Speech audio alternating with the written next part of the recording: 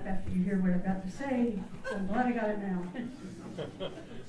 I also like to say that they said you can't hold the conference on Friday until it starts at 5 o'clock because nobody will come. So we took the chance. We felt like a lot of people would come, and here you are.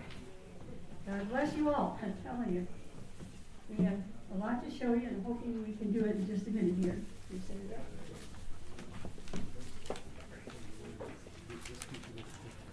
That's what I'm saying. Taller.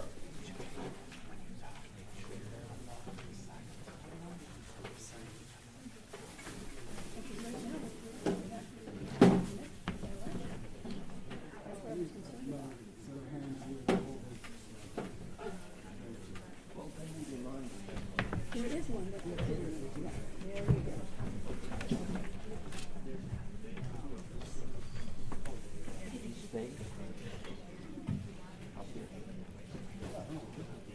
Everybody, what we're doing, I was interested in the shirt because this, as you heard, Lee Oswald had a shirt that you go ahead and try to find one like it on the internet. You will not be able to find one like it except it has his face on it or something, you see. Now, something interesting happened to me in New Orleans. I was walking along with Lee, and all of a sudden he said, look at there, 2 for 1. And this shirt, he said, looked just like the one that Marina gave him. And she had been tutoring and had gotten some shirts for him that went on reward. And at that time, it was a gift for him. And she was proud of what she had done. He didn't really want her to spend money on him, but that's the way it was. Now what happened is he damaged the shirt. And he said, oh, that looks just like the one I damaged. Maybe I could switch them or something. Or maybe not, I'll just keep one for work and one for, you know.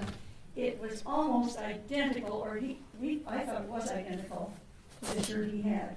And it's in my book, Me and Lee. I knew nothing about all this stuff. You know, when there was a lot of research I didn't do. I wasn't in Dallas. But what intrigued me is when I saw the color of the shirt, because I hadn't seen it until I saw finally the National Archives brought out this photo. Is it showing up on the screen? Or this is what we've got to have it showing up on the screen here, or we don't have anything. It's nice to have it hooked up, but if it's not showing anything, that's no good. All right, see where's this supposed to show up? Sure is.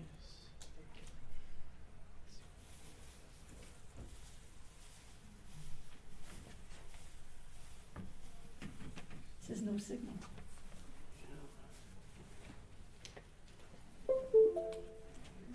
Hey. There it is. Oh, okay.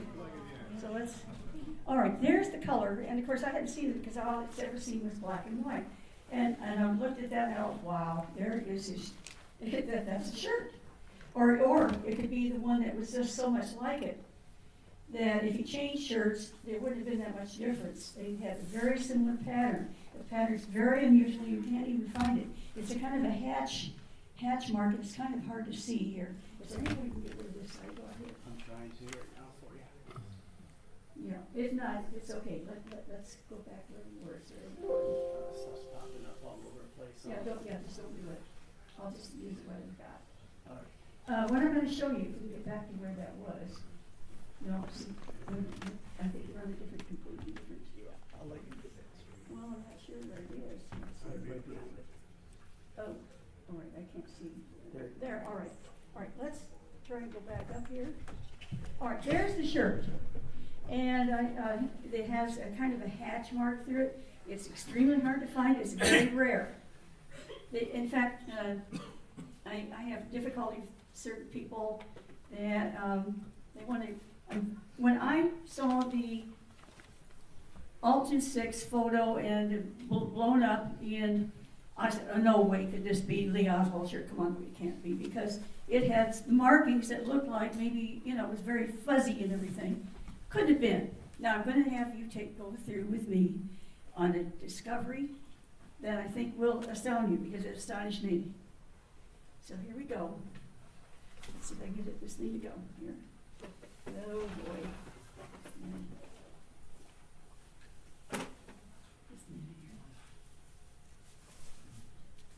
Okay, so what I did, if you, pixelation analysis is something that I developed.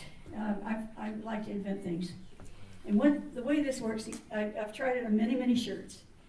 And you take a section of a shirt and, or any kind of textile, in whatever pattern, and you take a section of it. In pixelation, if you take a pixel, a lot of pixelated, and you blow it up, you're going to damage the photo. It's going to get fuzzier and fuzzier and fuzzier.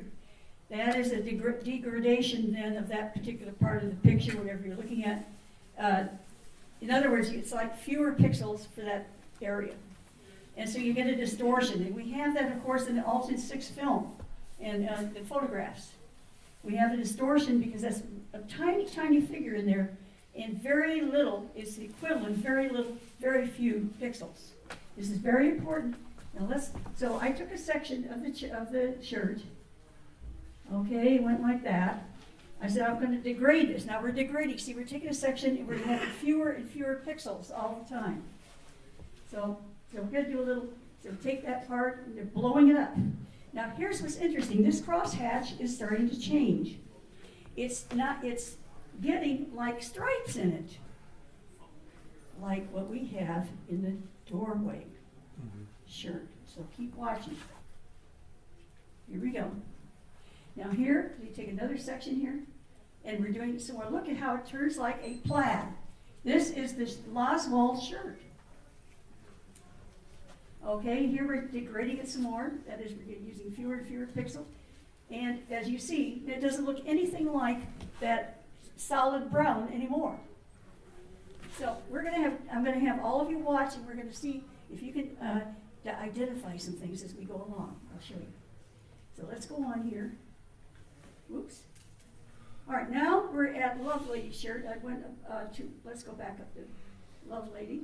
Well, this is part of the shirt, but I'm supposed to have a picture. There we go. There's Love Lady with his shirt. Now that's what I thought I was seeing in the doorway.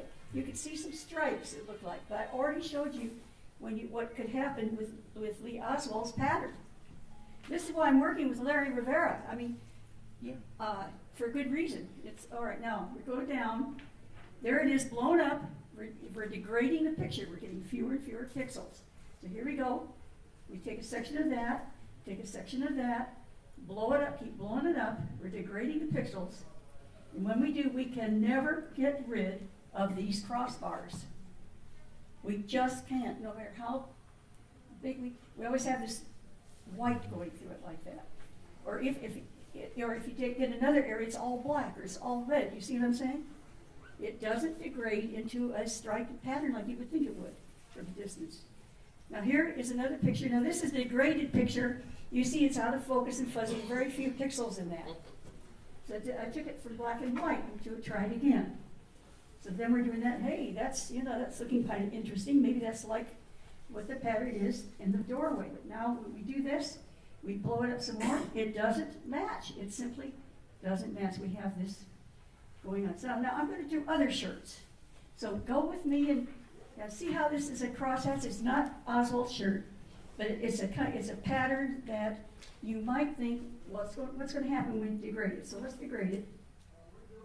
And we're going through here. Now I've done this with many, many shirts. All right, so we're starting to get this pattern emerging. And that's what we get. We get all these crossed white areas like that, see? That's not what you have in the doorway. Now, let's go a little further.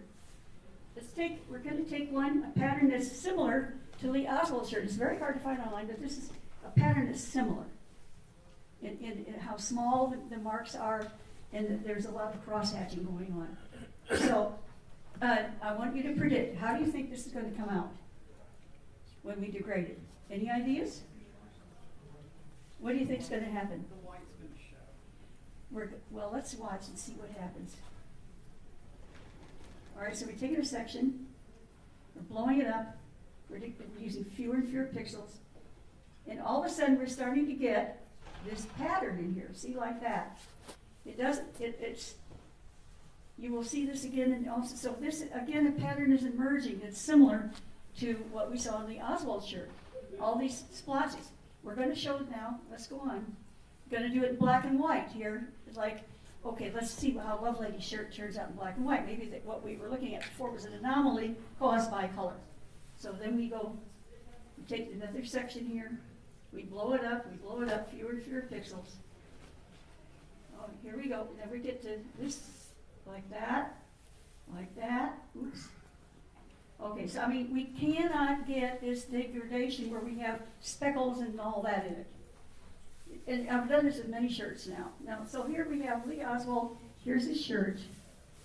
And you can see the section of that shirt. If we take the section of that and blow it up, and blow it up, and blow it up, see that? Now we go to the back, to the doorway figure, and we're going to blow it up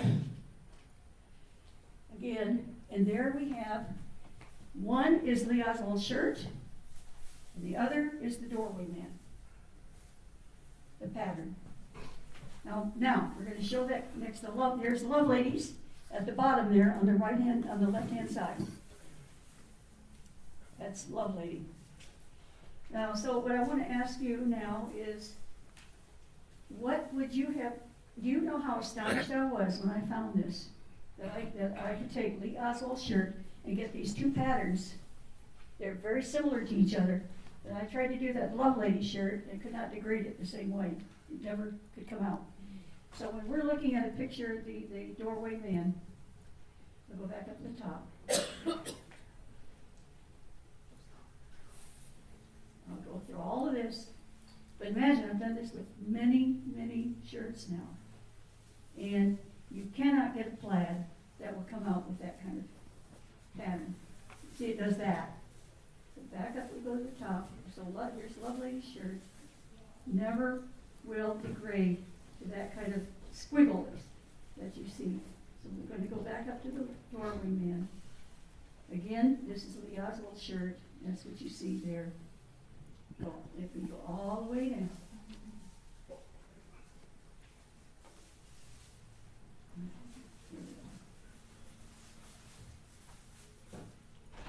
You cannot get it. This is as close as we could get to something like that in the doorway. I was so astonished that here's what because I'm scientifically trained, I will not say that that is Lee Oswald in the doorway for this information. What I will tell you is that it's not Billy Lovelady. It's not. Wrong shirt. Unless he was wearing a shirt that was brown and crosshatched, like Lee Oswald's shirt. Okay, so do you have any questions? I'd like to talk to you about alternate suits. Anyway, other aspects of it too, if you're interested. Questions? Oh, come on, don't be scared. Yeah. Was there any way to compare to the man that was standing there? The shirt that comes out on that, if we do that, we get broad bands. It had almost likely was a striped shirt. And that's the one that Lovelady said he wasn't, he showed up in that shirt for the FBI, and then later he claimed that he was in the plaid shirt. Neither shirt fits the doorway man. So I'm not saying that it's Oswald in the doorway. I will not go that far, because not based on this examination, what I can tell you is that it's not Lovelady. So, who is it? So any more questions? Okay, I don't have an awful lot to say. We can go early to lunch then if there are any. Okay. Yes. Well, I guess in summary, if Oswald's in the doorway, if it probably was Oswald, then he couldn't have been upstairs doing the shooting. Well, of course not, but here's the point. We don't need this photo. We had Victoria Adams and Sandra Stiles going down the stairs saying they had encountered no one. Those stairs were wooden. If you're running downstairs, you're going to hear that. They didn't hear a thing. He wasn't on the stairs. What did he do, fly? Of course, they have him flying, don't they, from Tippett scene over their shooting scene to the Texas Theater 0.6 of a mile away, and he's buying popcorn from Butch Burroughs at the same time that the Warren Commission says that Oswald shot Tippett. so I guess he could bilocate and do that. Okay, he's mystical. Yeah, right. If this is the time if you want to ask any questions also, because I have a theory. Would you like to hear a theory? It's just a theory. Yes. All right, there's a theory that I have that you might be interested in. That is, we have Frazier saying that Lee Oswald was carrying curtain rods. Remember? Yes. Now, I was thinking about this. Lee told me that he had been brought into the ring. He said that he might be found with a rifle in his hand, dead. Like maybe they'd shoot him with it and then, or put it in his hands, or maybe like he killed himself with it, or they shot him and backwards. He was shooting at them and so on. But at any rate, he thought he was going to die from this. He did. All right, yeah, he did. But the point is that I want to get across is that Frazier said that he was carrying curtain rods. Now, think if you're going to hire somebody, or they're going to, he said he was drawn into this group that was planning to kill Kennedy, and if they wanted him to be a shooter, and he's told me, if I leave, there will be one less. If I stay, there will be one less bullet aimed at Kennedy. If I leave, they're going to kill all of you. That's the situation he was in at the end. And the other thing he told me, he said, I gave an oath as a Marine. I gave an oath that I would obey my president. He said, how can I obey a dead president? He had this way of talking. All he asked me to do was to tell his little girls that I'm a good guy. He didn't ask a lot of me, just to stay alive. And that's why I'm here. Now, Lee Oswald has been asked to be a shooter, apparently. And that if he left, somebody else would take his place who would shoot. But wait a minute, he's got to bring a gun in there, doesn't he? If he doesn't bring a gun in, it's going to look funny, right? I mean, because you're supposed to practice your gun. You're supposed to, if you're a sniper, you're supposed to be shooting with it. And, you can't just walk in and have somebody hand you a rifle. So we have Frazier saying, look, when he's taking that, he puts it under his armpit. And they've always said, yeah, that means it's too short to be a rifle. Yeah, but that rifle, but there are other rifles. And I noticed they talk about a Mauser first, and then they talk about, think if he told one group, I'm bringing in a Mauser, and if he told somebody else, I'm bringing in a Carcano, and they think because they're looking for a distance, he's carrying this under his arm, in his armpit, just in the military style that you carry a rifle, under his armpit like that, like it is a weapon. But then there is none, and then you have all this confusion. He didn't bring anything in. It wasn't true. We also have photographs of a package of curtain rods with fingerprints all over. We have 4 or 5 of those photos. They've never told us whose fingerprints are on those curtain rods. Why do they have them? Where did these curtain rods come from? But if Lee Oswald knows people are watching from a distance, and he's carrying something under his arm like that, it looks like he's bringing in a weapon. And I believe that's just theory. I can't prove it. But it does answer our query, why is he carrying it like that? Because that's not the way you carry it. Like, you just carry it like that, right? Why under the armpit when you're walking?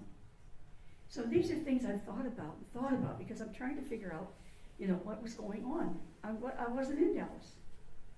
So I just wanted to share that with you, just to give you an idea of some of the complications we have in the case of some of these little odd things. That when you know the real man, you know he didn't bring a rifle in. They lied, and of course we found many other ways. How many of you know that the money order for the rifle was never cashed by the bank? Raise your hand if you knew that. See, we have a few. Can you imagine that they would actually send a rifle without it being paid for? That's what they want you to believe. And do you think that A.J. Heidel Mr. Heidel, who got the rifle, he would keep his ID in his wallet so that police could find it?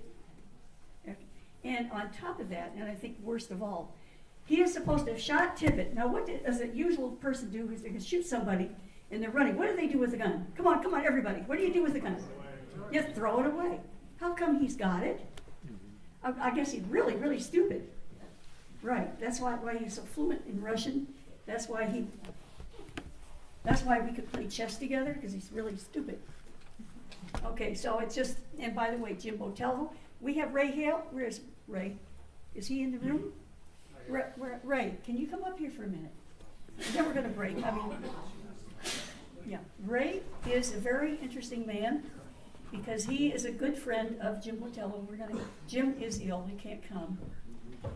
But he was here. He was at the Oslo Club. Now, what I was wondering if we would do, I think we could take it from here. Okay. Boy, you're buying some time right now. Having you up here. You want me to talk about Jim? Yeah, yes, but what I'd like you to say also about Lee Oswald, what Jim thought of him, just in case you won't be here tomorrow. I will be here tomorrow, and just on a note on, I've been reading about the How Kennedy stupid, assassination yeah, Lee was supposed to be, yeah. since I was 19, for almost 3 decades now.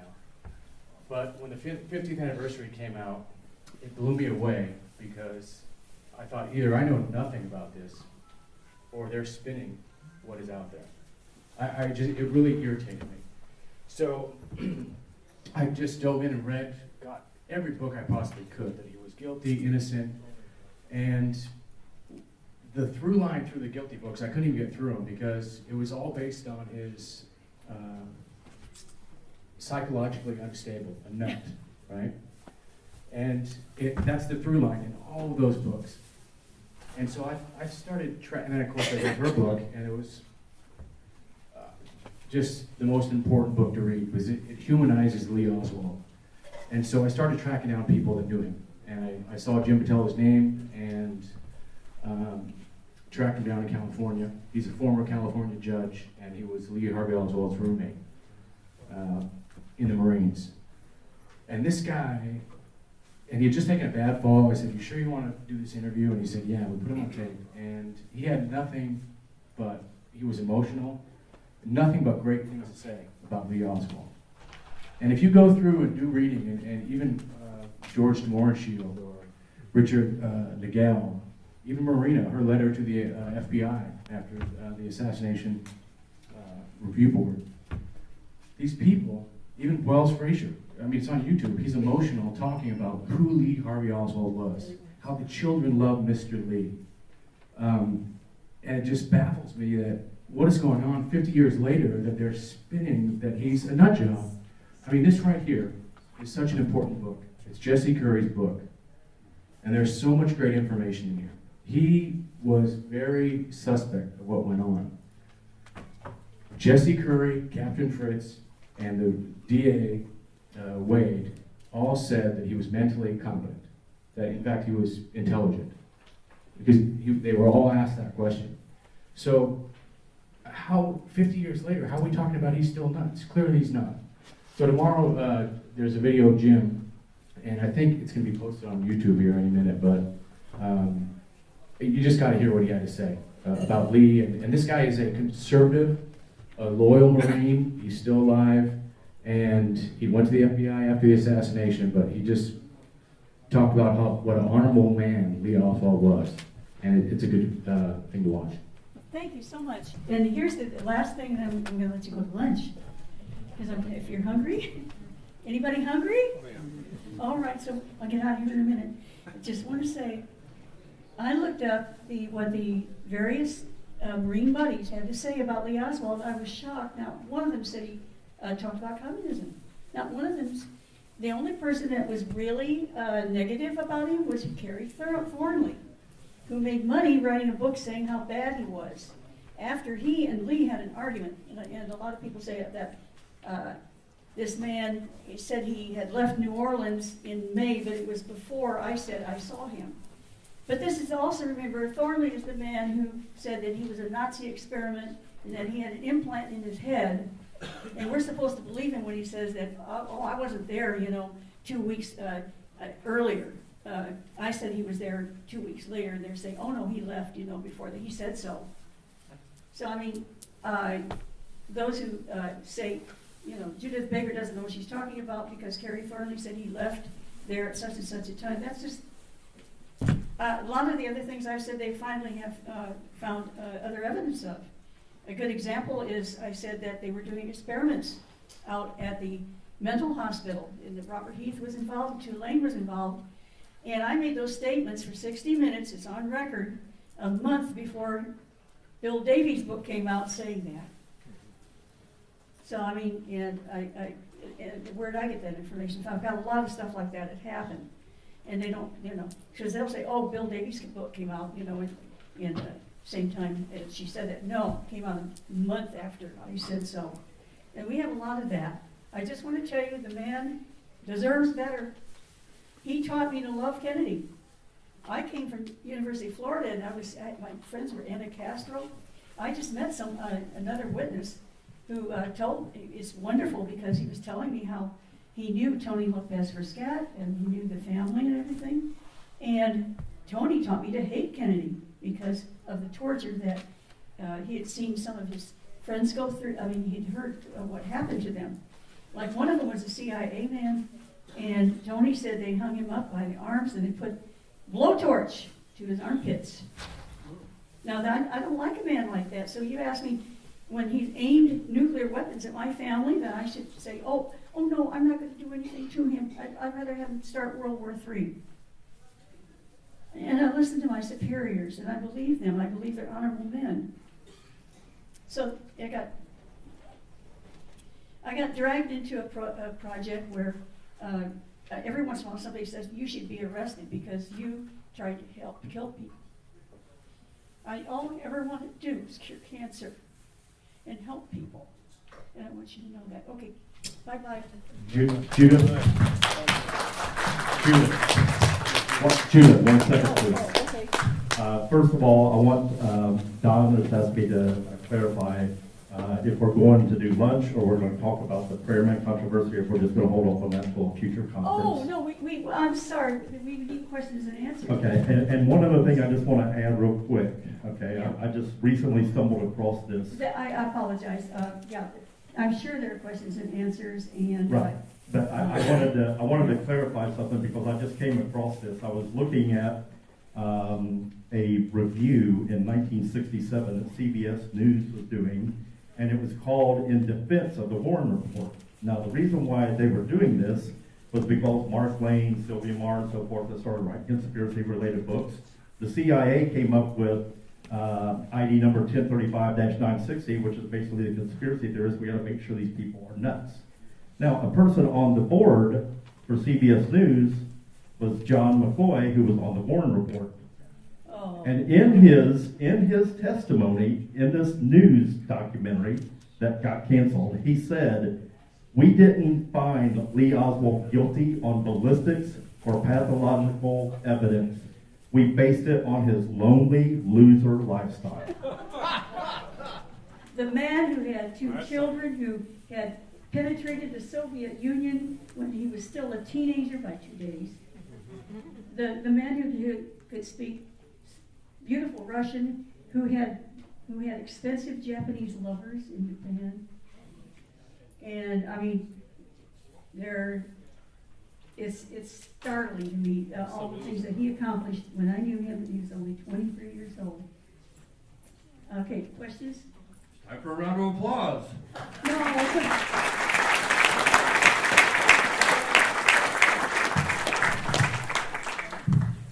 The next thing on the schedule was the Prayer-Man discussion, Judith? The thing is, we are inviting anybody here, and I'm sorry, I was going to send you to lunch first, who would like to talk about Prayer-Man. And this is another figure that you can see further back. And if you say that the figure in the front is Billy Lovelady, you have to find someone else then. This other figure is the qualifying figure. There's a book that's come out. Larry and I have believed that I've worked with Larry for 2 years on this thing. Because after I saw what happened with the shirts, I had to see what else might be out there. And this had never been done before. And I was hoping that I was wrong, because why? Everybody said it was Lovelady. I don't want to get in trouble. I'm in enough trouble, The last thing I want to do is to have something else that they can throw at me, So yeah, it's very important to always try to have it as scientifically structured as possible and structured, because you don't want to make mistakes. So we talked about, people are distances. Doesn't sound like much to you guys, but none of you here, when you get glasses, they have to measure because everybody's eyes are a little bit off. And in relation to the nose and all that, we can do those studies. And Lovelady's head is too big, his jaw is too big, and frankly, his tongue was too big, wasn't it? He said things that weren't true. And we shouldn't let him get away with it. Of course, he didn't talk to the HSCA like so many. He said, we're done. It's also convenient. Also convenient. And people who say, oh, you didn't talk to Garrison. Why didn't you talk to Garrison? I was in Mexico, in the hills in Saltillo, and where at night the cockroaches covered your body. I mean, it was a terrible place to be. And they didn't have TV and all that down there. What they did have is they had a little post office, and Roy Rogers had written a letter to his wife, Dale Evans, and they kept it there for 2 months for everybody to look at before they mailed it on. So that's the kind of situation I was in when Garrison started his. And then I got pregnant, and the doctors put me in bed. How many of you know that I had a parsimonious husband? I had a husband who I had no TV, no radio, because he went to the university while I was in bed trying to hold on to a baby. No TV, no radio, no newspapers. My baby was 10 days old when they finally went to Santa Rosa Island in Fort Walton Beach, and there they said, Clay Shaw is innocent. And I went, oh, I couldn't believe it. And because we know better. I knew better. And that's when I found out about it. It was too late. By then I had a newborn baby, and all my maternal instincts, I wouldn't have spoken out. It was too late. So that's what happened, why I didn't speak out for Garrison. That's what it was. And why didn't I do it for JFK? I didn't do that either because I couldn't bear to watch somebody get shot on TV. Or you know what I mean? I couldn't bear it. In fact, my son, who came in from college, we always on Saturdays, we always had a chance I had the kids come in, because I was a good chaperone, I was a good mom, and I had 3 boys born in 3 years. Can you imagine? I had 5 children. I had all teenagers in the house and their friends filling the house on Saturday, and the parents loved it because I was a teacher, I was an instructor, in college and everything, and so they felt safe to have me there. My son brings home the film JFK, and for the first time, and they were shocked, I walked out. I walked out and I went to church and I cried and I prayed. I could not bear to even see 1 minute of that film.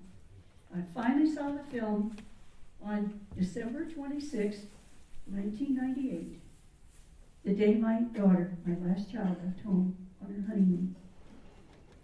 That's all I'm going to say.